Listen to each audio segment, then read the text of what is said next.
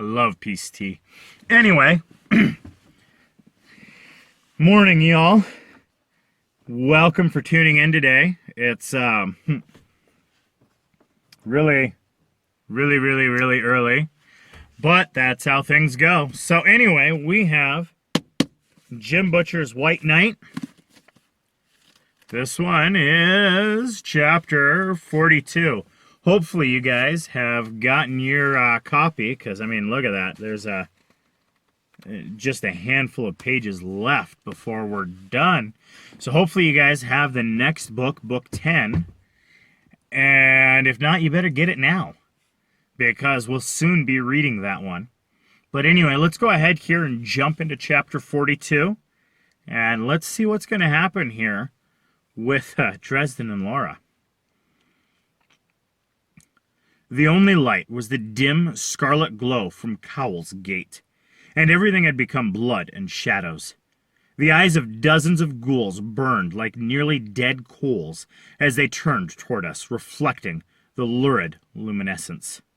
"Laura," I hissed, "this cavern goes up in 17 seconds, and there are ghouls in the tunnel out." "Empty night," Laura swore. Her voice was thready with pain and fear. "What can I do?" "Good question. There had to be... Wait.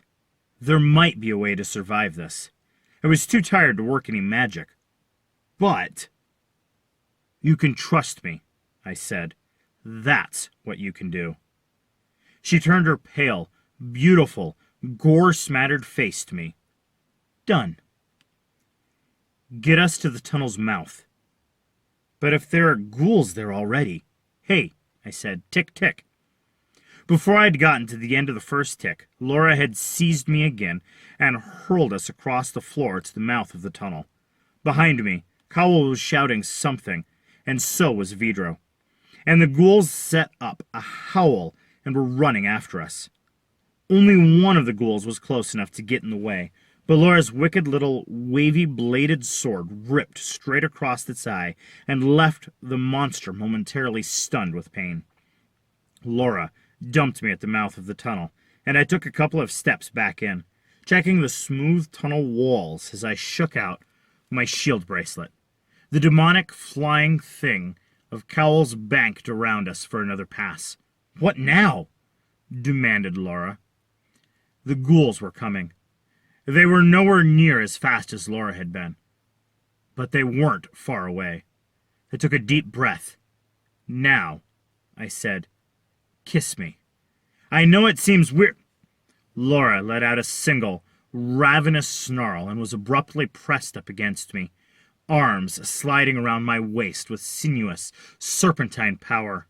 Her mouth met mine, and, oh my God... Laura had once boasted that she could do more to me in an hour than a mortal woman could in a week. But it ain't boasting if it's true. The first searing second of that kiss was indescribably intense. It wasn't simply the texture of her lips. It was how she moved them, and the simple, naked hunger beneath every quiver of her mouth. I knew she was a monster, and I knew she would enslave and kill me if she could. But she wanted me with a passion so pure and focused that it was intoxicating. That succubus kiss was a lie. But it made me feel, within that single moment, strong and masculine and powerful. It made me feel that I was attractive enough, strong enough, worthy enough to deserve that kind of desire. And it made me feel lust. A primal need for sex, so raw, so scorching, that I felt sure that if I didn't find expression for that need here and now, that I would surely go insane. The fires that surged up in me weren't limited to my loins. It was simply too hot, too intense for that, and my whole body felt suddenly aflame with need. Every inch of me was suddenly supernaturally aware of Laura, in all her blood-soaked sensuality, in all her wanton desirability, pressed against me. The mostly transparent white silk of her gown doing less to conceal her nudity than the black hood of her foes. Now! My body screamed at me. Take her now! Fuck the stopwatch and the bombs and the monsters. Forget everything and feel her and nothing else. It was a close thing, but I held back enough to keep from forgetting the danger. The lust nearly killed me. But lust is an emotion, too. I embraced that lust, allowed it to enfold me, and returned the kiss with nearly total abandon. I slid my right hand around that succubus's waist and down, pulling her hips hard against me, feeling the amazing strength and elasticity of rondeur of her body on mine. With my left hand, I extended the shield bracelet toward the cavern, the bombs, the onrushing ghouls, and I fed that tidal force of lust through it, building up the energy I would need, some part of me shaping and directing it even as the rest of me concentrated the mind-consuming pleasure of that single kiss. The clocks stopped ticking. The explosives went off. Cleverness, determination, treachery, ruthlessness, courage, and skill took a leave of absence, whilst physics took over the show. Tremendous heat and force expanded from the explosives.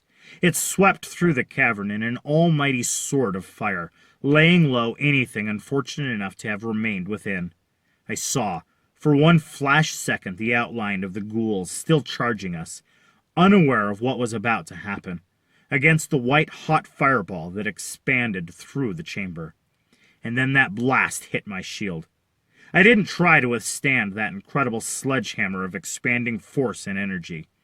It would have shattered my shield, melted my bracelet to my wrist, and crushed me like an egg. The shield wasn't meant to do that. Instead, I filled the space at the mouth of the cave with flexible, resilient energy, and packed layer upon layer of it behind the shield, and more of it around us. I wasn't trying to stop the energy of the explosion. I was trying to catch it. There was an instant of crushing compression, and I felt the pressure on my shield like a vast and liquid weight. It flung me from my feet, and I held hard to Laura, whose arms gripped me in return. I began to tumble, blinded by the flame, and fought to hold the shield, now hardening it all around us into a sphere, constructing it around us until we were pressed body to body. We're hurtled up the tunnel, flung around ahead of the explosion, like a ship ahead of a hurricane, or, more accurately, like a ball being fired down the barrel of a long, stony musket. The shield banged against the smooth walls, dragging more effort out of me. A single outcropping might have stopped our progress for a disastrous instant, shattering stone, shield, succubus, and Seamus into one big mess. Thank God the vanity of Laura's family had made sure the walls of the tunnel were polished smooth and gleaming. I didn't see the ghouls gardening the upper reaches of the tunnel, so much as felt them hit the shield and be smashed aside and splattered like bugs, only be consumed by the flood of fire washing up the tunnel after us. I don't know how fast we were going beyond very. The explosion flung us up the long tunnel and out into the night air and up through the branches of a couple of trees, which shattered under the force. Then we were arcing through the night, spinning with stars above us whipping by and a long tongue of angry flame emerging from the entrance of the deeps below. And all the while I was locked in the heated ecstasy of Laura's kiss. I lost track of what was happening somewhere near the top of the arc, right about when Laura's legs twined with mine and she ripped aside my shirt and hers to press her naked chest against me. I had just begun wondering what it was I'd forgotten about how kissing Laura was not the best idea when there was a horrible crashing sound that went on for several seconds. We weren't moving. The shield wasn't under pressure, and I was so dizzy and tired that I couldn't string two thoughts together. I lowered the shield with a groan of relief that was lost in an answering moan of need from the succubus in my arms. Stop, I said. Laura, stop. She pressed closer, parted my lips with her tongue, and I thought I was going to explode when she suddenly let out a hiss and recoiled from me. a hand flying to her mouth. But not before I saw the blisters rising from the burned flesh around her lips. I fell slowly to my back and lay there gasping in the near dark. There were several small fires nearby. We were in a building of some kind, and there were a lot of broken things. I was sure to get blamed for this one. Laura turned away from me, huddling in upon herself. "Bloody hell," she said after a moment. "I can't believe you're still protected. But it's old. My intelligence said Miss Rodriguez hadn't left South America." "She hasn't," I croaked. "You mean?" She turned and blinked at me, astonishment in her face. "Dresden, do you mean to say that the last time you had relations with a woman was nearly 4 years ago?" "Depressing," I said. "Isn't it?" Laura shook her head slowly.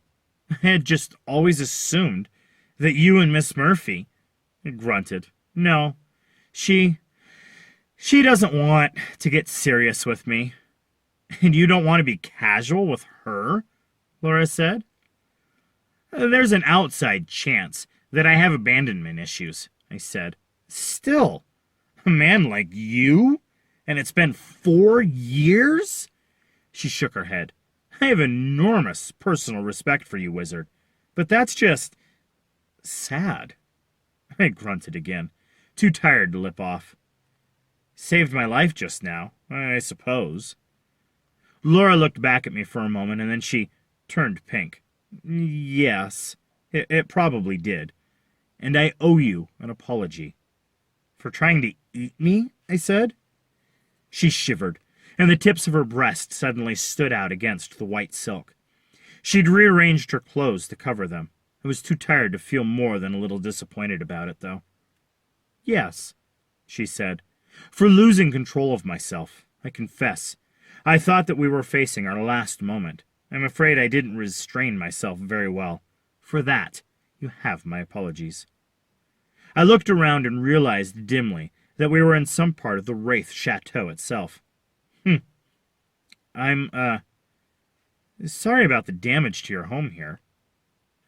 Under the circumstances, I'm inclined to be gracious. You saved my life." "You could have saved yourself," I said quietly. "When the gate was closing, you could have left me to die. You didn't. Thank you." She blinked at me as if I had just started speaking in alien tongues. "Wizard," she said after a moment, "I gave you my word of safe passage. A member of my court betrayed you, betrayed us all. I could not leave you to die without forsaking my word, and I take my promises seriously, Mr. Dresden." I stared quietly at her for a moment and then nodded. Then I said, "I noticed that you didn't go terribly far out of your way to save Serestra Malvora." Her lips twitched up at the corners. "It was a difficult time. I did all that I could to protect my house, and then the other members of the court in attendance. More's the pity that I could not save that usurping, traitorous bitch." "You couldn't save that usurping, traitorous Lord Scavis either," I noted. "Life is change," Laura replied quietly. "You know what I think, Laura?" I asked. Her eyes narrowed and fastened on me. "I think someone got together with Scavis to plan this little hunt for the low-powered magic folks.